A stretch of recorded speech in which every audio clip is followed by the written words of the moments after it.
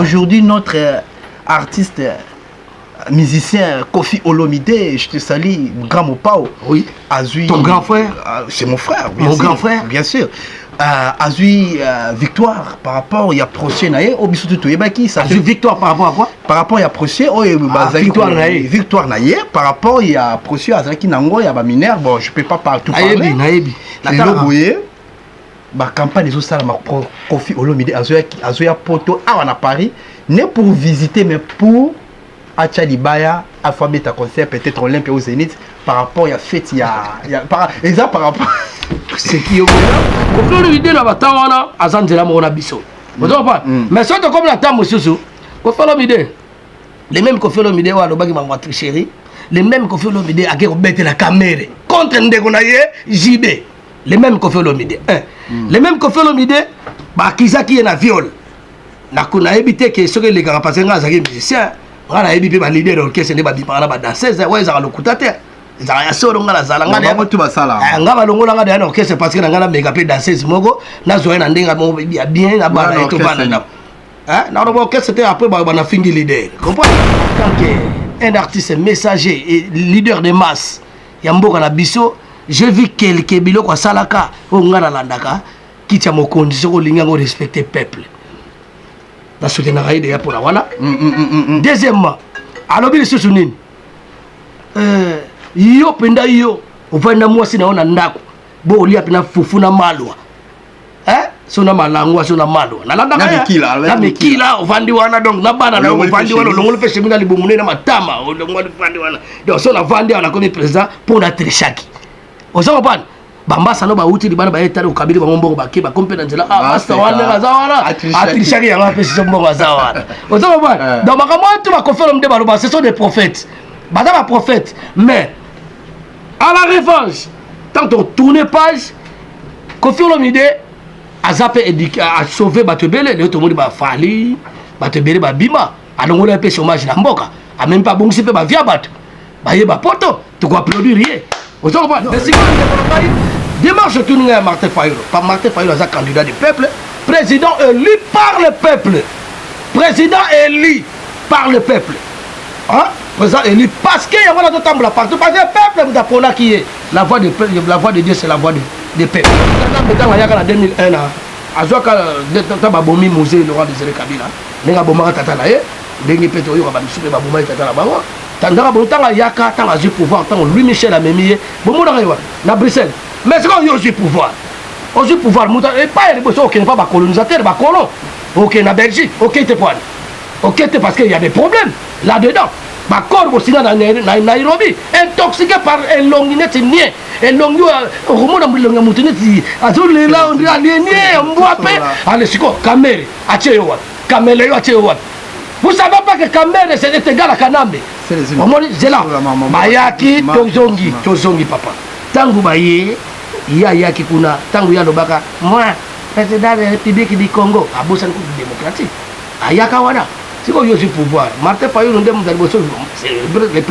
ça se voit clair. C'est Martin Fayolo qui est le président de la République démocratique du Congo, élu par le peuple. Yango ayaki la Belgique, banoko baya. To naebio mambokombo bandi le loté, au bondi trop. Olingara te un jour. Nabundi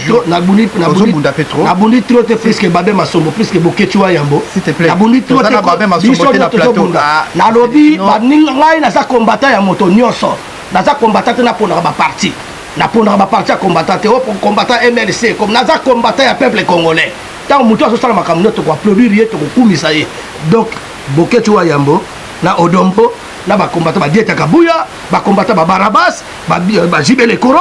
Voilà, tous sont les combattants, on cherche l'unité. Attends, IDPS, baza ba combattant. Donc, on sait que la bango ba zonga, ba de ba lokuta, o ba pa ba yela ki biso ba intoxiqué biso, ba comme ça biso na no luba mo Congo mo swahili tout ça ba congolais. Voilà. C'est essayer de faire côté question s'il te plaît parce que tout ça des fois caméra ba papa fait ba. On luka ki non. On looking partout. On looking partout mon frère aussi. S'il te plaît. S'il te plaît, au sein mon Bundela Congo. Dans un Bundela Congo, mais sur un Bundela Congo. S'il te plaît, papa, ma maman, bandeko. Vous avez posé question. Non, c'est toi qui ne laisses pas l'espace. Oui, je te laisse même. Merci. Ndéolangaï, question, nous venez d'une vraie question. Je crois que c'est les questions que j'attendais. Ok? Donc, vous m'excusez, les gens là, ils appellent les gens que. Je suis à l'émission là, je te rappelle tout à l'heure. Mais pas moi! Je suis à l'émission, ok? Je te rappelle tout de suite là.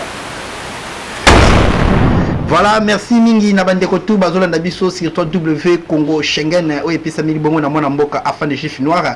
Voilà, les lots afin de chiffres noirs avec Congo Schengen Azali et Morote, Azali na c'est les îles mecs d'ici avec c'est-à-dire Congo mondial mec c'est les îles mecs d'ici. Voilà. Point TV. Voilà, vous comprenez quand c'est les îles c'est toujours comme ça. Non, c'est pas toujours comme ça, c'est toujours voilà. C'est toujours chaud. Ouais. Voilà. Merci beaucoup. Restez branchés sur W Congo Schengen. Abonnez-vous vraiment abonnez à Congo Schengen parce que ici là où vous allez vraiment constater que non ba information ya vrai et puis na bato bazolobaka penza makambo ya solo pona souci ya mboka. Je profite, je salue Lionel Mayaka Pongo derrière la caméra. Merci na bato tout bazolanda biso. Voilà, nazo zola bino c'est les inomèques d'ici. Tout mais comment reçoit la mboka ndenge zala kaka et ça la bien. Ouais, merci mes chers amis, mes chers Congolais, partout dans le monde. Donc je suis invité aujourd'hui, c'est Congo Schengen chez Afande au boye du mwana mboka oyo azo pesa sango ya mboka na ndenga bien. Hein? Na ndenga bien parce que to sangana donc tout un partenariat lelo na yé Congo Schengen na Congo mondial c'est les inomètres d'ici point TV. Donc moi aussi je vous demande de s'abonner toujours dans les chaînes qui essayent de vous dire au moins la vérité ya mboka. Donc abonnez-vous massivement sur ces chaînes. Voilà. Je suis là pour vous et pour Afande. Voilà. C'est les unes, bonjour. Bonjour Ndegolanga Afande, comment vous allez? Oui, moi je vais bien et toi? Ah, moi je vais pas bien, les problèmes du pays, ça nous perturbe partout. Les autres citoyens biso, problème, ils s'aggraver car donc ma morale les habiletés, physiquement ça va. Physiquement parce que quand on dit physiquement, c'est-à-dire on dit santé ça bien, les bilans de santé, donc physiquement, sport, tout, hein? Articulation, tout d'accord. On ne pas les habiller, mais moralement, je ne crois pas que toi aussi, ça va. Moralement, vous n'êtes pas très bien. Oui, si je dis ça va par rapport à santé, parce que santé quand même, ça m'a battu la biso, mais par rapport à ma camoning, ce qui s'est passé dans Mboka, ou par rapport à ma camoning, ça qui dans Mboka, tout le monde, tout ça, où se trouve notre pays. C'est sûr. Voilà, donc c'est un peu ça. Bon, le lot, tout ça, j'espère que pour la bande, vraiment une actualité. Le lot, tout le monde qui comment c'était passé? La qui vous vraiment parmi bateau, qui liboso pour la ça vraiment accueil il y a ndeko nabiso moi na mboka Martin Fayulu à Paris. Comment c'était passé ça biso moi les cas qui est-ce que les cas qui malade vous savez c'est santaki que non azati mana maboka bandeko nae. Merci Afande ce que je vais te répondre par là. Au moni démarche à Martin Fayulu, démarche à Lamuka Nyoso. Ba leader Nyoso tu à Lamuka. Oh, il y a Jean-Pierre Bemba, moi Lamboka Freddy Matungulu, moi Lamboka Moïse Katumbi, moi Lamboka Mouzitou. Après, on a décortiqué. Hein. Donc voilà. Ils ont les gars bien parce que des marches ont bien banda ma propagande. Hein? Ma propagande tournée surtout à Congo, il y a la République démocratique du Congo, partout Batamboula qui Bayamba qui Martin Fayulu très bien. Parce que et là on toujours beau saluer les Congolais, là on Nzambe c'est le Nzambe. Donc tous en ont conscience, bato biso ba ba sambelaka. Au Sambelaka c'est bien, mais on a quand même vérité parce que on ne mélange pas le ténèbres dans la lumière. On ne pas le monde de Konangai. Il y a un autre chose que tant Martin Fayulu va voter le peuple. C'est le même quand il était vers les années 2011. Etienne Tshisekedi Wamulumba, papa que je respecte. Papa Rabiso, ouais, il a état de droit. On la respecter parce que hier, il y a état de droit, démocratie, le coup de le babo solo. Rwanda, il politique à Dambe. Il fallait que Rwanda. Moi, j'ai tenu une parole, j'ai tenu en haut de l'eau, dans le capitaine au papa Lobake. Moi, partout où j'ai passé, il me demande de foutre ces petits Rwandais là. Sa place n'est pas ici au Congo. Il faut qu'il rentre au Rwanda. nayebi te yo pesi koyokama yokama mais sikoyo ndeko na ngai démarche tuni ngai ya Martin Fayulu pa Martin Fayulu aza candidat du peuple président élu par le peuple président élu par le peuple hein? Président élu parce que yango nazotambola partout parce que peuple mutu aponaki ye la voix de Dieu c'est la voix du peuple yango ezomonana hein? Donc aleki na Belgique bomonaki aye awa na Paris bomonaki hein? Azotambola n'a pas si tourné dans les États-Unis partout au temple dans le monde. En plus de cela, pardon l'article de parole, vous avez dit que vous devez procéder, mais toujours tous à la bosse, on va comprendre, on comprend. Donc hier, en 2001, je crois, quand l'imbécile en question, excusez-moi, on a fini, mais j'ai qualifié l'imbécile en question. C'est un imbécile, c'est un imbécile. C'est un imbécile, s'il vous plaît, parce qu'il nous a trop tué. Il a violé les mamans, il a massacré les villages. Beni, Touri, partout, les gens continuent à mourir jusqu'à aujourd'hui. Les gens meurent partout. C'est pour ça que je le qualifie, c'est un imbécile. Parce que, ok, donc si yo Tangu Martin Fayulu, les gens tambo na nzambe na peuple congolais. Bisone tinga combat na ngezalaka, na bundelaka peuple congolais. Si faut na muna kufa, na kufa la vérité. Na lobaka na za incorruptible. Boko ngati. Ce qui n'a fini la batte, je respecte les mamans qui se respectent. Je ne respecte pas les mamans qui ne se respectent pas. Voilà, on se comprend. Donc, maintenant, il peut être en 2001, Azoka, Tababomi Musée, Laurent Désiré Kabila, Nenga Bomara Tatanae, Bengi Peto, Yobamsuke Babuma Tatana Bango, Tandara Botala Yaka, Tangazu pouvoir, tant Louis Michel a mémié, Bomona na Bruxelles. Mais c'est quand il y a pouvoir. Aussi pouvoir et pas les besoins qui n'est pas colonisateur, pas colon. Ok, na Belgique, ok, t'es pas. Ok, t'es parce qu'il y a des problèmes là-dedans. Bah, corps aussi dans Nairobi, intoxiqué par un longinette niais, un longu, au moment où le moutonnet, à tout le là, on a niais, on boit paix, à l'esco, Kamere, à Tchéouan, Kamele, à Tchéouan. Vous savez pas que Kamere, c'est égal à Kanambe. C'est les unes. C'est là. Bayaki, Tozongi, papa. Tangu Baye. Il qui kuna tangu ya lobaka moi président de la République du Congo a bossé démocratique ayaka wana c'est quoi le pouvoir Martin Fayulu c'est le ça se voit clair c'est Martin Fayulu qui est le président de la République démocratique du Congo élu par le peuple yango ayaki na Belgique banoko bayambi akati na France batata kono to bayambi aso kende so oketi aux États-Unis et pas trop azotambola pendant bon yom de donc soit disant batako ba nommer au président naza contre était aza frère Rabiso le problème qu'il faut te sauver merci ça la question merci beaucoup vous savez avec ces îles ça se passe toujours comme ça ah ouais ça va se passer comme ça ils ont mambo ka ngana pesa ke fautité aza na passe na moté mambo ke ne malamuté vous comprenez quand même on va déjà bien parce que c'est les ino to naebio mambo kombo bandi le loté au bondi trop au lingara te un jour la boni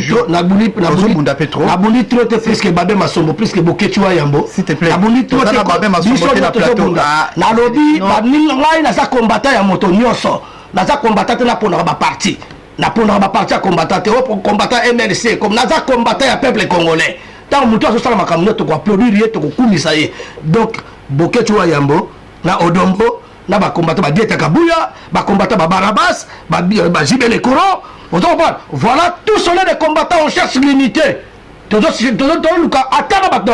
IDPS, combattants. Donc, on sait que on va zonga, on va lokuta, on va pas aller qui biso, intoxiqué biso, comme ça biso là. Mon loup, mon Congo, mon Swahili, tout ça va congolais. Merci. Voilà. Merci. C'est une essai pour côté question s'il te plaît, parce que tout ça des fois caméra, papa fait on nous qui en route. Non. On nous qui partout. On nous qui partout, mon frère aussi. S'il te plaît. S'il te plaît, aux hommes de la Congo. Les hommes de la Congo, s'il te plaît, papa, maman, bandeko. Vous avez posé question. Non, c'est toi qui ne laisses pas l'espace. Je te laisse maintenant. Merci. Voilà, vous comprenez quand même avec Célestine, c'est toujours comme ça. Célestine. Les lots, bitumba, oh, bilo bundaki, il y a des gars. Là, il y compris aux boules. Kota Rangate, et là on a zone de Longola, au Longola, pourquoi vous les gens de médias, vous lisez à Longola, bateau, ça va partir. Pourquoi vous savez ça va tout arrêter? Et nous comme ça, on a eu Maman Fati. Yo Maman Fati, c'est bien. On a sur la personne de place ça. Mais Sangi ça va tout confier à mon côté politique à Moussou. Est-ce que tu peux aussi occulter au canon de question? Depuis tout à l'heure, en même temps, c'est papa pardon, les journalistes. Merci beaucoup. Voilà, c'est les innos. C'est les innos. Tout n'est que ils allaient passer à chaque fois sur les autres mamamboka. Na comprendre mais tout mes camarades tous ont vraiment bien. C'est les innos. Aujourd'hui, ce n'est pas Kabila le président, c'est Fachi, c'est ton frère. C'est-à-dire c'est ton frère congolais. Donc du même sang, congolais, le même sang que Fachi il a.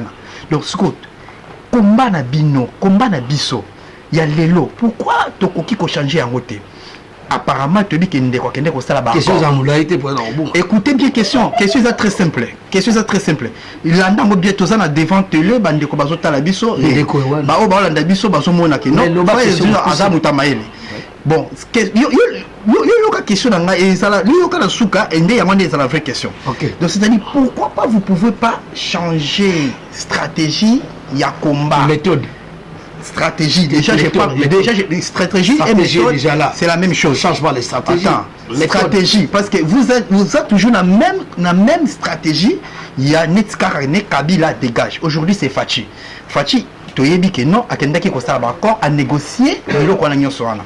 Mais ce n'est pas Kabila, il est dans la tête du pays. C'est Fachi. Pourquoi pas biso ba congolais? Nous on se le tout à l'heure, ko sangisa, ko sangana. Botolo ba été yo Fachi yo ba accord donc ne ko sala na ba Rwandais et talibiso te. C'est toi qui vas gouverner mboka na biso et puis to lingi ba Rwandais te na mboka na biso. Pourquoi pas to kobe mako? Ndeko na question no peut-être la vraie question. Je crois que c'est les questions que j'attendais. OK? Donc vous m'excusez les gens là ils appellent les gens que je suis à l'émission là, je te rappelle tout à l'heure. Mais pas moi. Je suis à l'émission, OK? Je te rappelle tout de suite là. Merci. Merci les idos. Pour la respect après, s'il te plaît. C'est un peu au Tchanina. Pour la respect à la biso. Bon, la respect à Bino. Et puis à la télévision à biso. Et à Congo mondial. C'est le mec d'ici. Tout solo là. Il y a dit ça dit pourquoi pas beaucoup mais ma combat wana. Bon, ça va. Question. Vous me dites. Là, c'est que ma réponse à Zobate. Ma réponse c'est à génie. Lui, on a bien doué. Donc là, il dit que ndi au salaire moi yebi ba mama bazawa na ba la biso ba congolais ba la biso boskize biso na moi incidence yo. Au mot dit question tourner. Moi, je salue d'abord mon président qui est Félix Tshisekedi Fachi. Frère, c'est mon frère. Je le salue à cet instant. Vous comprenez? C'est la raison pour laquelle je te dis, en tant qu'intellectuel, j'ai été sur les bancs de l'école. Il y a des gens qui ne traitent tes voyous. Voilà, Fingarabatou. Voilà, tu viens de parler un truc du tout de suite là. Il est à Fingarabatou. Parce que ce mot mais ça lié pas à mon bateau violé. Maman, bah, quand tu as machette, à comme on a beaucoup de temps, la biété, bon, pitié, zaté, bon, bah, nous zaté, bah, tu vas vivre librement, bah, tu vas comme malababa, pour la droit, la bango, va réclamer droit. Et c'est ça qui répondre. Je vais répondre avant de répondre à une question, il faut décortiquer. Voilà, je suis en train de décortiquer, monsieur. Alors, ngai nanga sabino boy nazo pesana no Fatim Mbote président Fatim ngabe ke président na ko finga ete nazande contre na ko finga azande ko na congolais yo to lukato to sangi sabatu to bunda mboka etika na biso moko to foutre parce que combat na biso stratégie no loba combat na biso stratégie combat ça il faut foutre l'occupant dehors. Voilà. Nous, notre combat, c'est de chasser l'occupation. Voilà. Ils ne vont pas être au sommet de nos institutions. Ce n'est pas eux qui vont nous commander. Fatia est président. Soit les gars qui ont fraude. Ou soit les gars qui sont normal. Moi, j'accepte parce que tu as le baquet. Attends que moi, j'accepte Fati. Mais yende tant que y a l'équipe, d'accord, il y a qui ont signé. Il y a des gens qui sont receleurs. Parce que yo lelo, on y est biloko na yo. On y est côté que la ngai. Selon la loi juridique, ils vont me traiter quoi? Ils vont me traiter directement receleur. On me mananga d'ailleurs. Il y a un autre banque qui ça revient le même. Quand Jean-Pierre Bemba il vous a dit que j'ai accepté l'inacceptable. C'est pas ça? C'est ça, je crois. Vous êtes un intellectuel. Ouais, vas-y. C'est ça, mesdames et messieurs. Là, je vous confirme. Tout le Barakambo est en Nzena. Tout le monde pour la film de Rwandais, les étrangers qui sont en train de nous exterminer. Basé la plan d'extermination de la population congolaise. Et nous, vous croyez qu'aujourd'hui, mon frère, ici, tu as Awa dans la Bamboka, et que nous, il y a dans le 21e siècle, il y a esclaves, en Libye. Et puis, tu as des esclaves en Libye. Il va être aimé, il y a ngana compte ngana vrai pasteur ba pasteur au monde le kuta parce ba mukuna ba kakenza ba zoba wana ba pasteur ce sont des corrompus, ce sont des gens qui cherchent la dîme ba to bimana ba sa bandimi na bango ya nganga tanga terre bona zo bundila 12 millions de morts na bundila 3 millions de femmes violées na bundila ba litu ba ndeko na biso ali Roshimu Chimanga Mukendi ba ko ina lit na lito tuzo bunda na zo bunda ba arma tungulu ba liku kurula ba shebeya ba Fidel Bazana ba Eric ba Thérèse Kapangala ba to ba kufi ba leki de sonani est-ce que la ko kufate yo ko kufate biso to leki ba onani ba pesi ba molimo na ba mpona état de droit pour la démocratie et s'installer dans mboka wana ozo comprendre alors ce qu'on dit to ça boye bisanga inde ko ngai siko yo Félix Tshisekedi oyebi lita ça peut combattre le ko la biso frère na ngai ndeko na ngai tala tango kende ko kesini accord bo sangala ki na Genève et nous connaissons les tinda qui boye bien gobier mutu wana kamere. Moutoua Kamel, c'était Rwandais tout fait. Et il est là le pion, on l'appelle Caméléon. Jusqu'à tel point que, à Kiko Balana, Mouassi, il y a artiste congolais à Bisso, Jibin Piana. À Kiko Balana, est-ce que il faut que vous preniez conscience.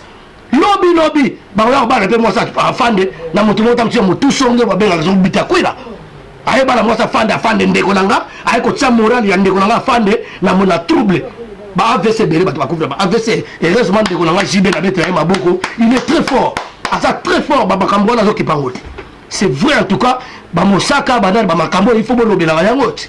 Bon lober bah Makambo, bon tellement. Ah tout le monde qui va distraction pour la guerre la élection, na ba Koko Bilali. Bah comédien, bah moto ba tchak ba candidature. Bah monsieur doit venir en était oui. Azan moi Mboka bah libre. Ouais, azan libre la boité, bah tchak ba faux, net biso. Est-ce que biso to bundaka poto ko makaba ministre biso to bundaka poto ko makaba député biso to ba lo koso ba monani donc ba lo bundaka quelque part a bundaka pour l'intérêt peuple a bundaka pour l'intérêt général te mato bundaka pour la libomonaye tant moni fatia si pour voir fatia le bango to ole wo na kisasa ba ko makuna pe fatia ngo paza moi sage azazo bater habite zoka mo kam net mo to la gimisho Guimicho, il est très malade. Non. Tu la question. Là où tu es. Mais je n'arrive pas là où tu es. Je te dis au début. Au début, il y a question. Tout le monde a la réponse. Il faut la décortiquer. Il faut une stratégie. Écoutez, le problème c'est quoi? Tu parles trop de journalistes. En même temps, on a invité. Autour de la question, la réponse. Cette émission parce que mais non bien on dit bateau balinga vérité na Congo vérité comment lisum na la question vérité comme lisum la question est bien opposée na bila siri samio katingai na lobi na fati azamwa la mboka toujours combattre yété donc combattre le système lié à protéger. Je vais protéger, c'est mon modèle, modèle, père de la alternance, partenaire, et tout. Est-ce que les partenaires là aujourd'hui vraiment ce qu'on va protéger? Bah protéger, ils sont là pour les nuire. Projet la bango qui va dissoudre IDPS, bah bomayango, parce que bah chibala, bah badibang, bah te belé, bah olengankoi, bango tout va très wana bah utuap, bah utina IDPS. Donc Fati azande voilà, biso. To sauver ata yaki na ndenga 15%, ata banoma ki ata sineki bakora mabe zo bali boso mayele sima. Alors azande ko na biso me ngai démarche na ngai na ko nuire ndeko na ngate ba bomaye. Voilà. Ba bomaye te parce que to tenema, c'est comme biso to tenema biso to petit peuple. Et to c'est un mot d'ordre. Il est pas bien Fati Atsololana Ndekonaye, Martin Fayulu m'a dit du président élu par le peuple. Malgré qu'il y ait. Mais Azana qui est malgré qu'il y ait Azana mais c'est 15%, bah non qui est, Nabuzo Banaya, le Kosambongo, Binobe Boye, on sait comment comprendre. Comment il y a au président de la République aux majorité, mais l'Assemblée nationale, aux aura 31 députés. Donc comme dans le Sénat est comme pas problème. Dans le Sénat comme 91 postes de sénateurs, aucun poste il y a parti UDPS qui est parti majoritaire. Vous comprenez? C'est inadmissible.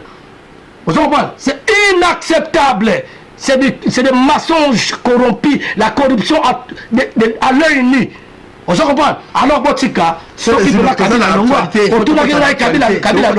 Kabila Longwate, Kanambe, Obiobenga Kamina. À Longwate, va utiliser Fati, la Simaneta, on Fati, on va appliquer, on va dire télémélayer déjà, parce qu'ils ont. Bah immédiat qui va occidentaux au Bangladesh qui Kini Kota pour le retour to Kabila actualité ça dit les gens de retour sur la alors le royaume aussi la dans token c'est les inos token de mon frère réduire ma question parce que ça ma question intacte intéressant là ba tomboka il y a mutu tu vas mailler les boyens je me retrouve pas mais tu vas te retrouver mon frère non je me retrouve pas tu vas te retrouver c'est la colère des peuples c'est la colère biso to bana mfumu kimbangu to bana kamvulu si frère, il y a actualité à l'élo. Ok, actualité à Fati, aujourd'hui, notre artiste, musicien Kofi Olomide, je te salue, grand Mopao. Oui. Ton grand frère? C'est mon frère. Mon grand frère? Bien sûr. Azui victoire par rapport il y a procès naé obiso tout yebaki ça Azui victoire par rapport à quoi? Par rapport il y a procès victoire naé par rapport il y a procès azaki nango ya ba mineur bon je peux pas partout parler naebi la boye ba campagne les ça ma Kofi Olomide azoya poto à Paris n'est pour visiter mais pour Achalibaya alphabet à concert peut-être Olympia au Zénith par rapport il y a fête il y a par exemple par rapport c'est qui est là par rapport à ont fêté fête naïe ça fait plus de 10 ans ça fait 11 ans là aya kapototé mais si on a cadre que nous a eu victoire bien sûr on soit nommé et c'est pour yokana nunga pour répondre alobi azoya kobeta musique azoya kotambola te azoya kobeta musique qu'on fêtait ensemble na liberté oyo azui papa au moins une question non c'est peu pour expliquer l'histoire beaucoup autorisé ou autorisé à fêter yango à beta Zénith était Olympia to Bercy papa aujourd'hui de musique parce que balobi déjà sur beta yoka papa beaucoup qui sera battu l'accusation c'est pas bon. Vous comprenez? Il faut faire comprendre les gens. Moi mon combat d'aujourd'hui, excusez-moi si je suis en colère, je déborde un peu. Là je suis conscient. Mais aujourd'hui moi, je crois que j'ai des messages. Il y a un peu ça va congolais ba sangana. Tout sangana, biso to telema to lamoka. Vous comprenez? Bon, problème ezali il y a Kofi Olomide, ngala rosa la jaloux vient à moi parce que moi en tant que patriote, en tant que combattant résistant, artiste engagé, je suis un artiste au départ. La grande dit ma bébé va dire nga artiste c'était au basa. Et ça n'aura pas si ma bête a sauté. Mais je crois qu'ils se retrouvent là où ils sont là-bas parce que le koso mutememi bango tiwana. Vous comprenez? Le koso. Alors tout ça on a question tout ngai. Kofi Olomide en tant que un artiste messager et leader de masse Yamboka na biso j'ai vu quelques biloko kwa salaka ngana landaka qui tient mon condition linga ngo respecter peuple na soutien na raide ya pour la wana deuxièmement alobi susu nini yo penda yo ovanda mwasi naona ndako bo olia pena fufu na malwa sona malangwa sona malwa nalanda na mekila ovandi wana donc na bana na ovandi wana longolo pe semina libumune na matama longolo ovandi wana donc sona vandi wana comme président pour la trishaki osako ban bamba salo ba uti libana ba etare ukabili ba mbongo ba kiba kompe na nzela basta wana kazawana atrishaki ya ngape siso mbongo kazawana osako ban donc makamatu ba conférence de baloba ce sont des prophètes bada ba prophète mais à la revanche tant on tourne page Kofi Olomide azape éduqué à sauver batebele les autres monde ba fali batebele ba bima alongona pe chômage na mboka a même pas bongisi pe ba via bato ba yeba poto to ko produire vous comprenez Kofi Olomide na batawana azanzela mo na biso vous comprenez mais surtout comme la tamo susu Kofi Olomide les mêmes Kofi Olomide wa lo bagi ba tricherie les mêmes Kofi Olomide a ke ko bete la caméra contre ndeko na ye JB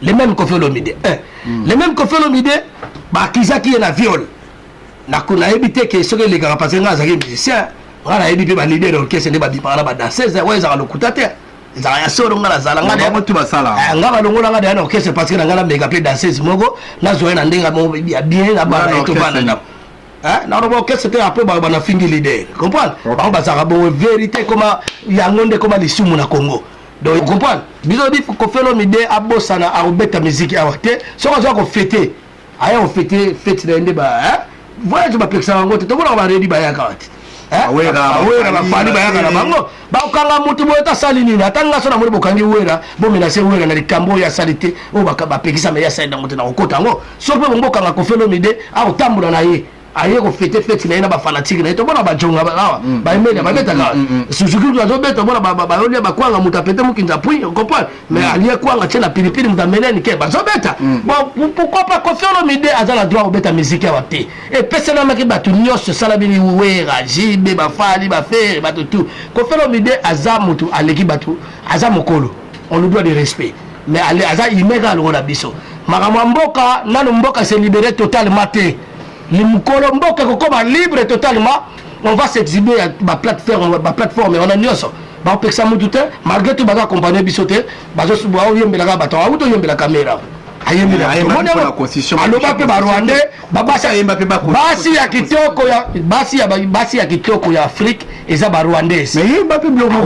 Ayemba pe blomo bien, ba toucher. Mais non ba ko ne bandeli, boto boji bwana. Mais ndule ko beta te. Okobeta te do si do telemeli yo ko felo mide okobeta te na bike batu suba raisonnement ndenge mususu mais ba feti na yema kamune to atanga pe na soutenir na sepele nzamba sali bravo félicitations mon vieux ko felo mide bato boko seke makamba viola ki bino parce que banda za na ba kese bio ke na okota kuna difo ko felo mide viola ba yo ke na okota pona okota kuna danseuse ba viola ka mbara ba okese uta kuna ba viola ka yote ba viola ka pe bino pour moi mbala batana famille na ye adoni ha mais beaucoup de gens qui ont été en retard. Alors, pour le peuple, Azaki vient jeter. Ah, so azaki. Et puis, bah, où t'as un caisse, moi, la chèque, la balabala, la marambassa, la roue, on battre, mais pas qu'on fait le médaille violenga.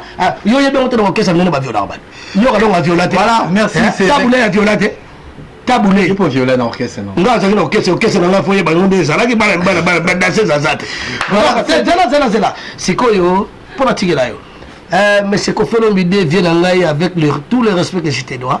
Vient au bétate, au bêta wate, au tigala apé au bétate, mboka za la désordre de tino bat bato kufa, to ko bin la tête en tozana na matanga, to ko bin la tête ko séparate baninga mso bazana na matanga, ko fait l'idée makambo ele kasi bona boyemba ngote rochiti manga yali petit na yo akufa ko yembango obanga ko lobango alors on a poto ba bétate en trois ba yeba ba bétate bato ko fait l'idée na manquer ko fait l'idée respecter. Bino za oh c'est les autres fingi ko fero mbide na fingi na ngate na fingi na ngaite na bangi pe bino te pona ko sala ngope bokena no pa ite bokena na pa ite moi je suis un mec d'ici je vis dans la cité on se comprend mais n'est-ce pas bien ko fero mbide o ko beta te ya ko fête na fête na so fête anniversaire des arabes ça là ma sala na pe na oya mais makamba concert les arrêtés si là makamba concert c'est si là kala bosana boyebi ndenge ndeko na biso papa na biso vient na biso grand mopa wa tu au victoire biso to moni kuna na niveau ya Montfleury abimisi ba passeport et puis na benga ki ba ndeko na ngape ba oyebi ke libération ya ju mon frère libération ya ju ba si pesa auto na mboka loa on t'a besoin de 6 mois ba otale la yona so yo bimisi des ordres ou bien te yo na bangul na si on écoute no keli suso comment le coller suso les soso comment souhaiter les comment souhaiter les aya ko fête na vie puis na ko fête na ye ko pas ba de fa ba yaka aye ba ve chimita ko ali ave chimita na pesi mboto a passant aye mais soyez comme il a beta conseil li caméra. Merci beaucoup, c'est fait les ino quand il part c'est toujours comme ça. Voilà dans ça sous niveau ko lobaté peut-être bon comprendre que non to komi vraiment na suka vous s'abonner na www Congo Schengen vous s'abonner na Congo mondial c'est les ino d'ici. Donc Nicolas Bobano na trop toujours c'est les ino na makamba c'est mon frère donc bino ba toujours ça la moi ndenge moko boye pour bebisa ngana ba combattant ngana ba c'est les ino to te o eza siko Congo Schengen voilà il y a fan de Jif Noir donc bozo ba ngelo pa kola été donc na zakunate je ne suis pas Moutafachi, je ne suis pas Moutafaïl, mais je suis Moutapeuple. Merci, voilà. Merci. Donc, merci beaucoup à Lionel Mayakapongo. Merci à Lionel Mayakapongo.tv. Na Africa Future chez Papi Mangunza, l'homme qui nous aide. Moutou ado ça la bien pour tous à la boue. Papi Mangunza, c'est mon frère, je sali. Voilà. Lionel Mayakapongo derrière la caméra et j'espère que Moutou est caramélisé Chanel et Moutou la Anil Wa Undunguzi Tende Mama Chanel. Caramélisé Chanel. Et puis, bon, yo. La PCB peuple congolais, en tout cas tous ensemble, tous soutenir Martin Fayoulou, Madidi, Yé Azali, président élu par le peuple, et puis les commandants du peuple, et l'économie Fati, tout tout sauvé, parce que tout dans Soukanango, l'occupant il doit rentrer là où il est rentré. Merci. Ingeta. Prochainement, merci mon frère. Merci mon frère. Merci beaucoup. On est ensemble. Merci.